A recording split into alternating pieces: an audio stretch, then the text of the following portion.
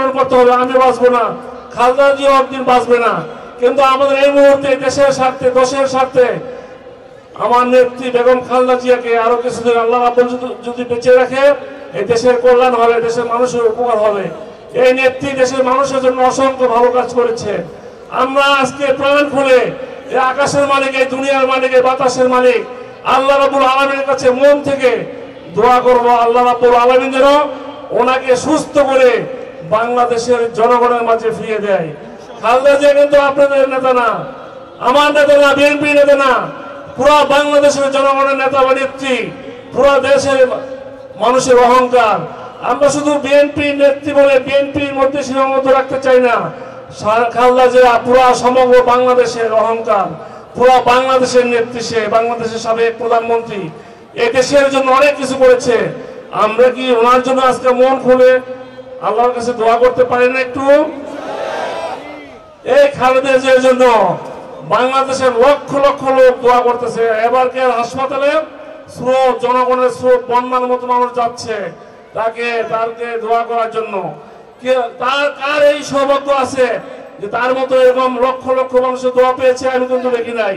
একমাত্র শহীদ রাষ্ট্রপতি জিয়া রহমানের ইন্তেকালের পর, শাহাদত বর্ষণের পর ওনার জন্য লক্ষ লক্ষ লোক জানাজায় শহীদ হয়েছিল দোয়া করার জন্য। আর আমার নেত্রী, এই দেশের জনগণের নেত্রী খালেদা জিয়াকে আল্লাহ যাতে বাঁচা রাখে, এই জন্য লক্ষ কোটি জায়গায় দেওয়া হচ্ছে। আপনাদের কাছে আমি একটা সুখবর দিতে চাই। আমি গতকাল শুনেছি নেত্রী এখন কথা বলতে চায়।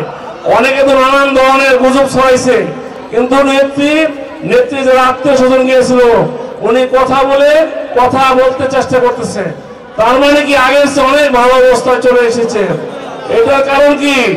বাংলাদেশের সকল জায়গায় আলেমরা, মসজিদের ইমামরা, ছাত্ররা এই নেত্রীর জন্য যেভাবে দোয়া করতেছে, আল্লাহ রাব্বুল আলামিন আমি মনে করি সেই দোয়া কবুল করেছে।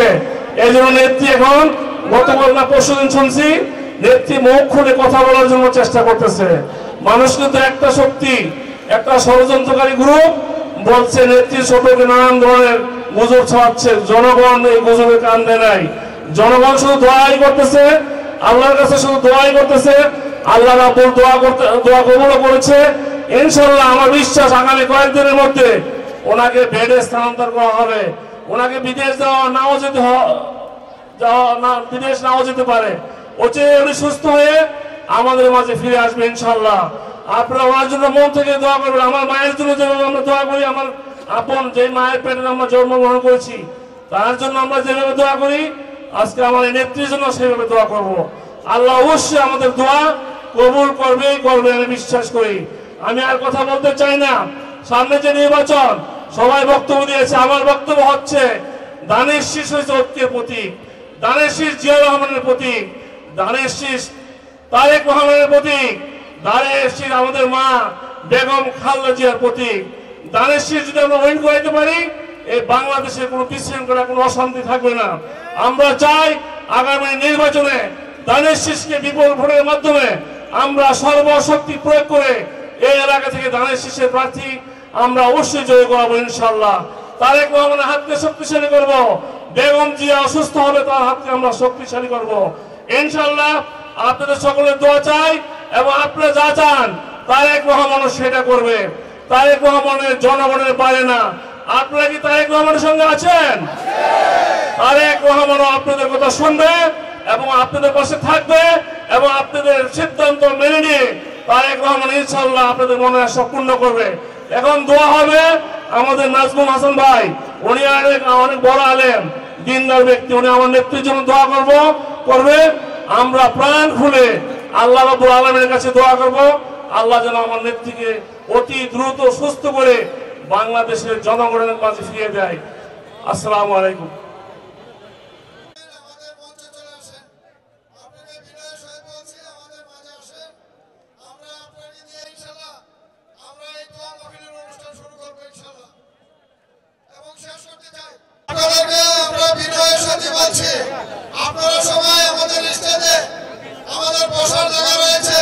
قنا عذاب النار.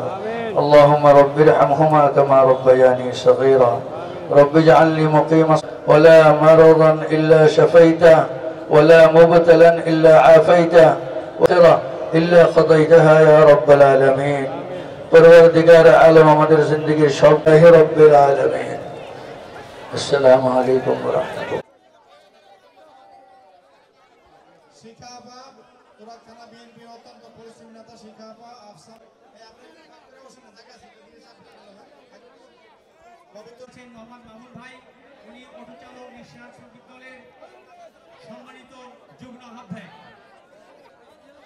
আল্লাহর রোজায় বসে দাও সমস্ত সাহাবা শুহাদা সিদ্দিকীনকে শক্তিশালী করে দাও আল্লাহ যারা স্বাধীনতার বিরোধী আল্লাহ স্বাধীনতার বিরুদ্ধে মুক্ত বাংলাদেশ গড়বে তাদের হাতে তুমি ক্ষমতা হস্তান্তরের ব্যবস্থা করো আল্লাহ পথে যত প্রতিবন্ধক